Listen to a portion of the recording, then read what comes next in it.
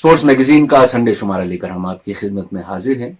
Programme का नाम है खेल के मैदान से, उसे आप देख रहे हैं हमारी YouTube channel SH2 radio active पे। सबसे पहले बात भारत और इंग्लैंड के टेस्ट मैच की। हमने टेस्ट मैच देखा, अहमदाबाद में खेला गया ये टेस्ट मैच। स्टेडियम भी आपने देखा, पिच भी आपने देखी और रिजल्ट भी आपके सामने है। बात टेस्ट की ही करूंगा, इसी टेस्ट जी। क्या ऐसी पिच पे फास्ट बॉलर्स नहीं चल सकते? बिल्कुल चलते हैं। मेमोरी शॉर्ट है लोगों की, या बात नहीं करना चाहते हैं या कम पता है। अहमदाबाद में मैच हुआ और इंडिया का, और ऐसा हाल हुआ कि होल्डिंग बॉलिंग कर रहे थे जी माइकल होल्ड। इंडिया 80-90 पे कुछ ऑल आउट हो रहा था। सौ कुछ बनाया, किरमानी ने एंड पर रन बनाए, हाथों तोड़ के रख दी बैट्समैनों के। ऐसा ही टर्निंग विकेट था, लेकिन वो बॉलर थे जो जान लगाते थे और जो विकेट पे परचेज अनइवन बाउंस का उठाते थे फायदा। सही से।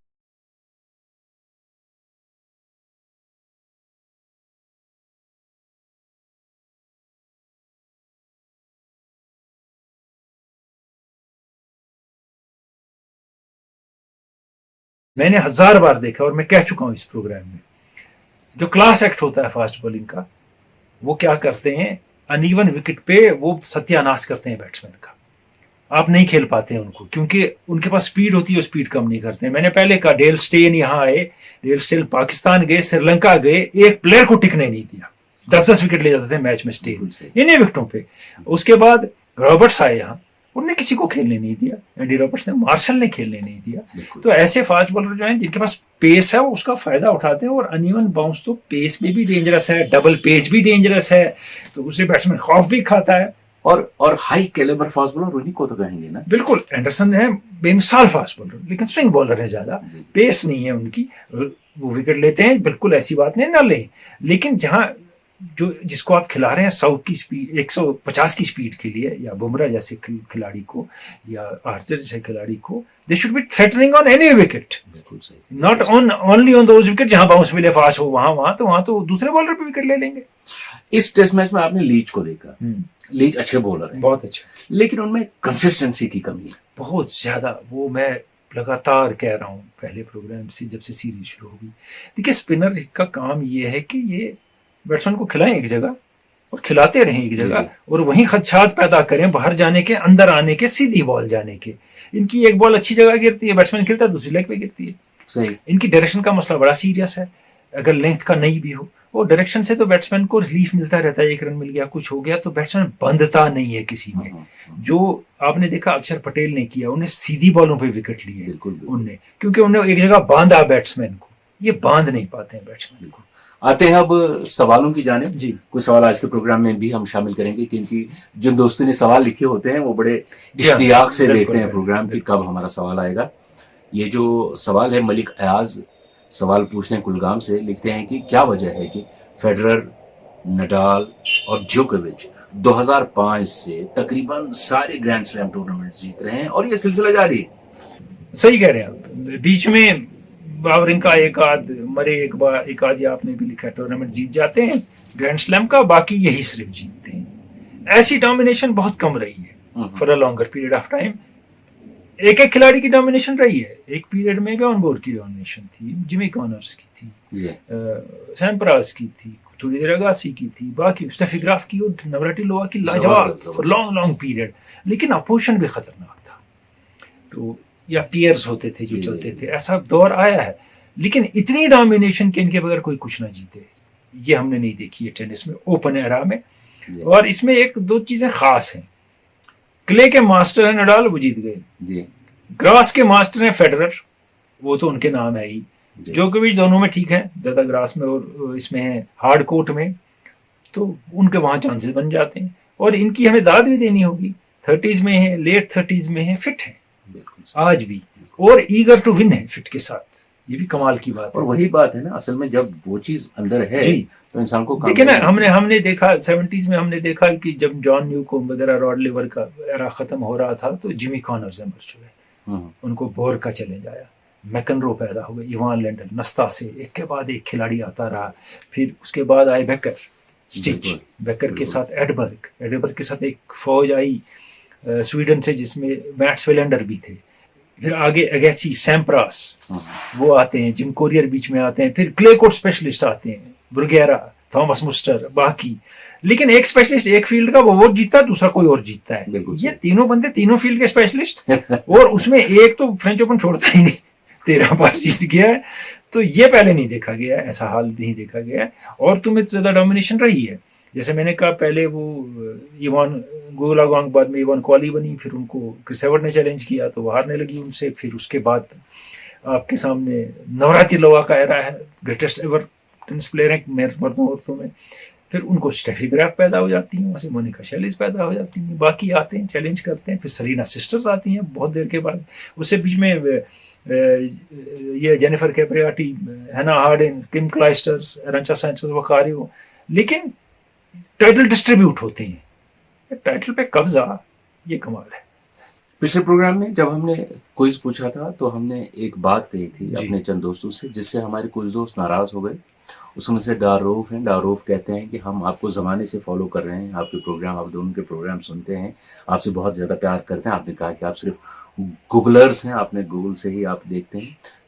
ऐसा नहीं है। तो हमारा मूड थोड़ा सा ख़राब हो गया। और फिर वाजिब गुज़ार ने कहा कि मैं सारे काम छोड़ता हूँ, घर वालों के साथ खाना नहीं खाता हूँ, इस लिहाज से कि मैं जल्दी जल्दी आपका प्रोग्राम देखूं और जल्दी से जल्दी जवाब दे दूं।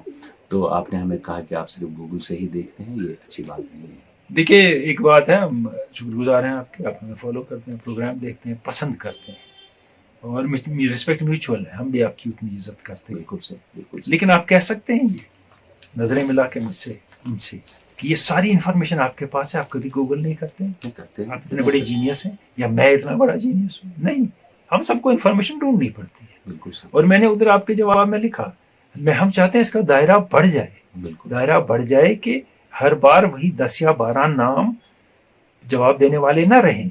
अगर वही रहेंगे, बाकियों का इंटरेस्ट कैसे रहेगा? आप ये भी बताइए ना हमें। आप अपने इंटरेस्ट की बात कर रहे हैं, उनका किसी ने लिखा कि आप 20 कर दीजिए, फिर कहेंगे 30 कर दीजिए, तो सारा प्रोग्राम आपके नाम पढ़ने में निकाल रहे हैं। नहीं, आप अच्छा करते हैं, गूगल करते हैं, आपकी ये स्किल है, इसकी हम दाद देते हैं।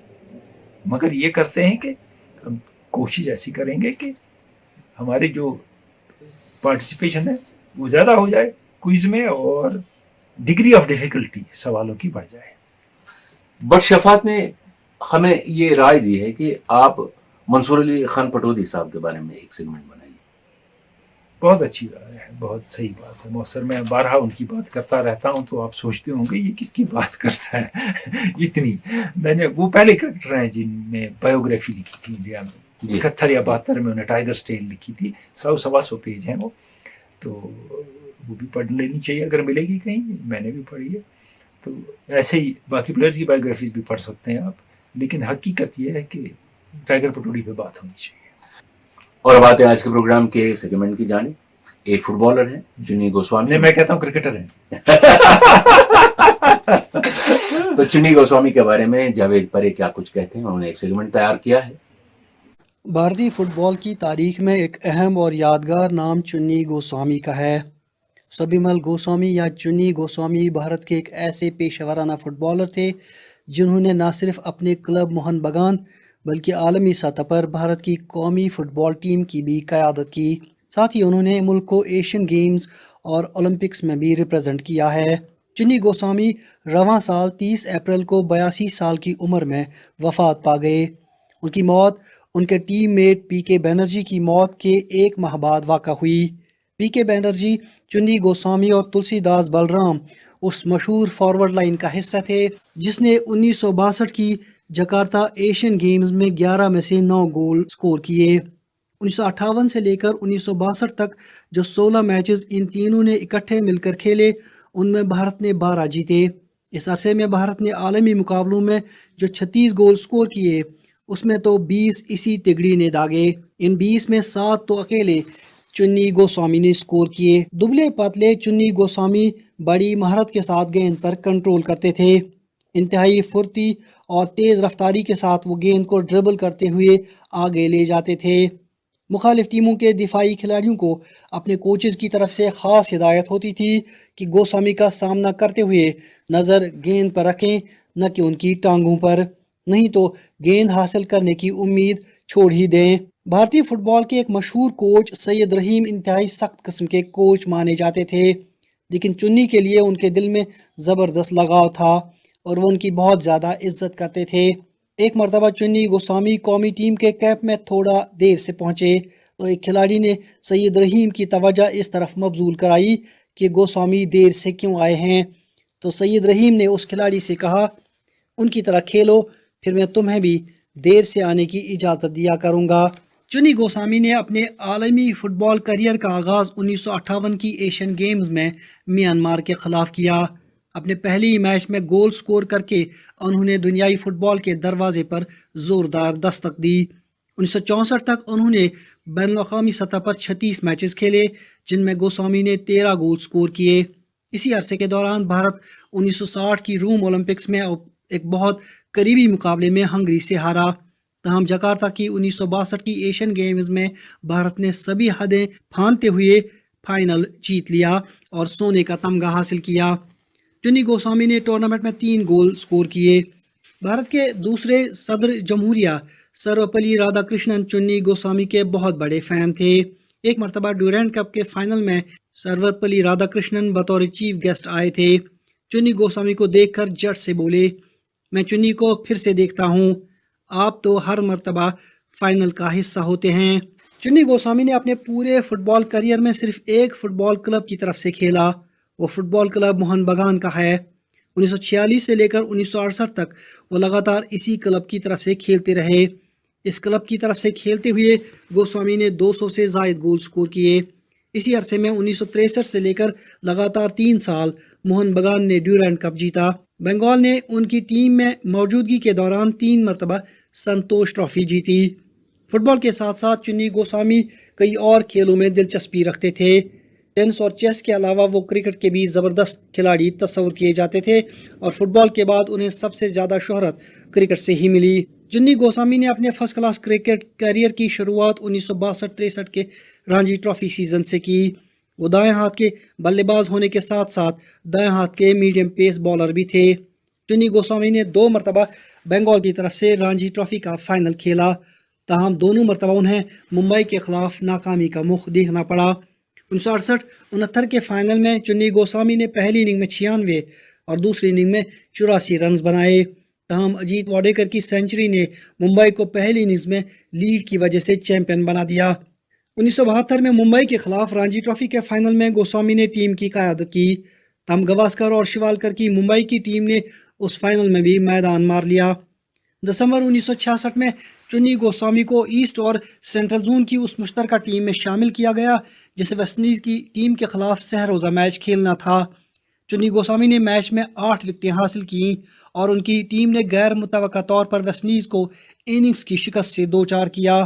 چنی گوسوامی ایک نیشنلائزڈ بینک میں کام کرتے تھے اور وہ جمشید پور کی ٹاٹا فٹ بال اکیڈمی کے پہلے ڈائریکٹر بھی تھے۔ وہ اس عہدے پر 1986 سے لے کر 1990 تک فائز رہے۔ اس سال 15 جنوری کو چنی گوسوامی کے جنم دن کے موقع پر پوسٹل ڈپارٹمنٹ نے ان کے اعزاز میں ایک ڈاک ٹکٹ جاری کی۔ اس کے ٹھیک 3 ماہ اور 15 دن بعد بھارتی کھیل شعبے کے یہ عظیم سپوت اس دنیا سے کوچ کر گئے۔ چنی گوسوامی کی بات ہو رہی ہے، ان کی ڈاک ٹکٹ بھی اجرا ہوئی ہے۔ جی اور اگر آپ 5-7 گریٹسٹ انڈین فٹ بالرز کا نام لیں گے تو ایک چنی گوسوامی ضرور ہوگا اس میں، کیونکہ یہ اسی درجے کے کھلاڑی ہیں اور کرکٹر بھی اچھے تھے، بہت اچھے کرکٹ پلیئر تھے۔ اس زون میں کھیلے، بنگال کی کیپٹنشپ کی ان نے، ویسٹ انڈیز کی ٹیم کے ساتھ 67-66 میں جو یہاں آئی تھی سوبرز کی 5 وکٹ لیے۔ یہ اوریجنل آل راؤنڈر ہے۔ یہ ہے کچھ کھلاڑی جو ہم نے کہا تھا، کبھی ڈینس کامپٹن بڑی فٹ بال کھیلتے تھے، بہت پلیئر فٹ بال کھیلتے ہیں، بہت اچھے فٹ بالر ہیں انگلینڈ کے، میکسیمم پلیئر اس میں فٹ بال کا بڑا شوق رکھتے ہیں وہ۔ اور جیمز اینڈرسن بڑی اچھی فٹ بال کھیلتے ہیں، اور ایک بار اینکل بھی توڑا انہوں نے فٹ بال کھیل کے۔ اور آپ کو یاد ہے ڈیویلیئرز کتنے کھیل کھیلتے ہیں، بہت زیادہ، وہ جونیئر لیول پہ ٹیبل ٹینس، سوئمنگ، وہ جانٹی روڈز ہاکی بھی کھیل رہے تھے ساؤتھ افریقہ کے لیے۔ ایسے کچھ کھلاڑی ہیں، لیکن اب جتنا زیادہ کرکٹ ہو رہا ہے اور جتنے فارمیٹس ہو رہے ہیں، T10 سے T0 بھی ہوگا، ٹاس کیا جو جیتا اسی کو ٹرافی، تو اس لیے پلیئر زیادہ بزی ہے، اب نہیں کھیل پائے گا۔ تو یہ چنی گوسوامی پہ بات ہو رہی تھی، فٹ بال کے حوالے سے ایک سوال ہم تک آیا ہے، امتیاز میر نے لکھا ہے، لکھتے ہیں کہ جب ہم شاید حکیم صاحب کے جو سیگمنٹس تھے وہ دیکھ رہے تھے تو انہوں نے ایک دن یورپین اور ساؤتھ امریکن فٹ بال کے بارے میں ہمیں سمجھا کہ کیا فرق ہے دونوں میں۔ اب ہمیں آج بتائیے، کیا یہ ان کی وہ بات آج بھی صادق آتی ہے वैसा ही फर्क आज में वही डिफरेंस है कि ऐसा नहीं है? देखिए, एक बात उन्होंने कही कि यूरोपियन प्रोफेशनल है और साउथ अमेरिकन पैशनेट है। यानी बचपन में उन्होंने कहा जिसकी भी दिलचस्पी थोड़ी सी हो, मैक्सिमम बच्चों को फुटबॉल दे दी जाती है 14-15 साल की उम्र तक, जो मर्जी फुटबॉल से करो, अपनी स्किल बनाओ, स्पेशलिटीज, रिवाल्डो, रोनाल्डो जैसे रोनाल्डिनो जैसी ड्रिबलिंग स्किल पैदा करो, बाकी करो, उसके बाद सिखाएंगे तुमको। यूरोप में ऐसा नहीं होता है। यूरोप में फैक्ट्री की तरह खिलाड़ी निकाला जाता है, बचपन से पकड़ के ट्रेन करके वगैरह वगैरह। एक फर्क ये है, खेलने में ये फर्क है कि यूरोप का खिलाड़ी बॉल के बगैर बहुत अच्छा है। ये हकीम साहब ने देखा, यानी यहाँ दौड़ना वहां दौड़ना, लॉन्ग पासिस करना। ये खिलाड़ी यूरोप का, साउथ अमेरिका का बॉल के साथ बड़ा अच्छा है, क्योंकि इसकी बॉल स्किल बहुत ज्यादा है, जबरदस्त। तो इसीलिए ये फर्क है। और एक और फर्क ये भी है जो उन्होंने भी उसमें बात की थी कि लॉन्ग पासिस की गेम ज्यादा यूरोपियन खेलते हैं, शॉर्ट पासिस की गेम ज्यादा अमेरिकन साउथ अमेरिकन खेलते हैं। लेकिन अब ये मिक्स भी हो गया है, अब ये भी हुआ, हाँ फर्क आ गया। अब मेसी है, बाकी हैं, अगुएरा है, दुनिया भर के खिलाड़ी जो साउथ अमेरिकन है वो तो यूरोप में खेल रहे हैं, तो यूरोप के साथ भी अडाप्ट करते हैं। लेकिन उनकी स्किल कहाँ काम आती है?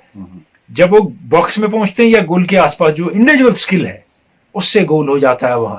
जहां नॉर्मल खिलाड़ी जो है वो ढूंढता है कि मुझे नेक्स्ट सेक्शन क्या लेना है, इस आदमी के पास जो बचपन की स्किल है ये उससे गोल कर जाता है।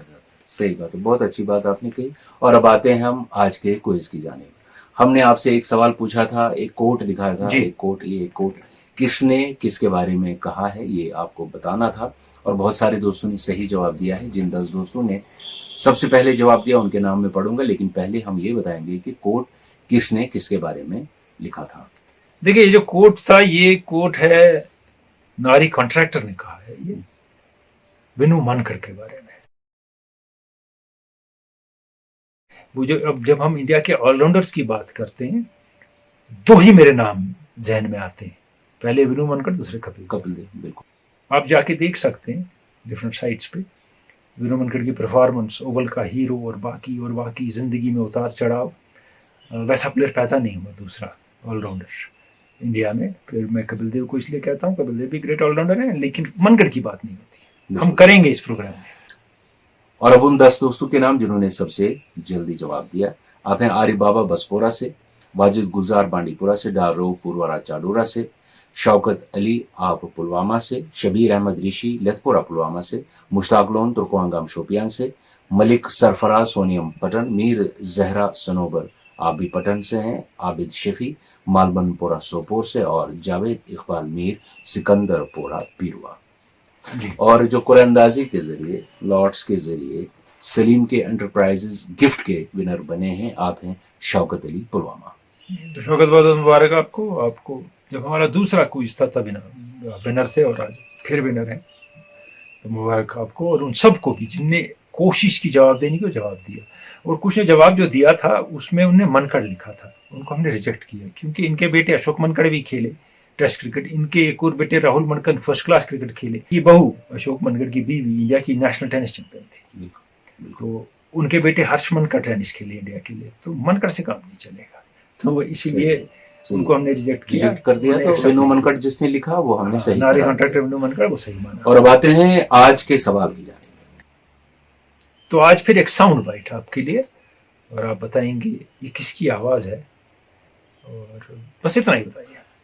आवाज सुनिए, ये बताइए कि ये कौन बोल रहे हैं। Because I was a little unlucky in the final, so in spite of going in with a good score for the final, I'm glad that I settled the score here in Double Trap. Selected for the World Cups that are happening in March and April. So now I'm just going to go back home, take a rest for a bit. और आपको ये KKMS जो group है हमारा Facebook पे, उस पे जवाब देना है, इनबॉक्स पे सामने ना लिखें ताकि ये छुपा रहे, और फिर हमें पता चले, बाद में हम देखें क्या है, और बाद में हम सारे नाम डाल देते हैं इस पे। और एक और बात बड़ी इंटरेस्टिंग है, यानी जिस दिन मैं ये सबके नाम डाल देता हूँ इस पे, जब मंडे ट्यूसडे को, उस दिन लोग नए कुछ जवाब देना शुरू करते हैं। जो सही आंसर होता है वो देना शुरू करते हैं उस दिन, वो देख के। सही तो नहीं, वो तो जी थोड़ा अच्छा नहीं लगता, वो मैं वो भी दे देता हूँ। मगर इस वक्त हम आपसे लेते हैं इजाजत, और आइंदा वक्त में फिर से टेस्ट मैच होगा, तो वो तब उसकी बात करेंगे। इस वक्त आपसे लेते हैं इजाजत। खुदा हाफिज।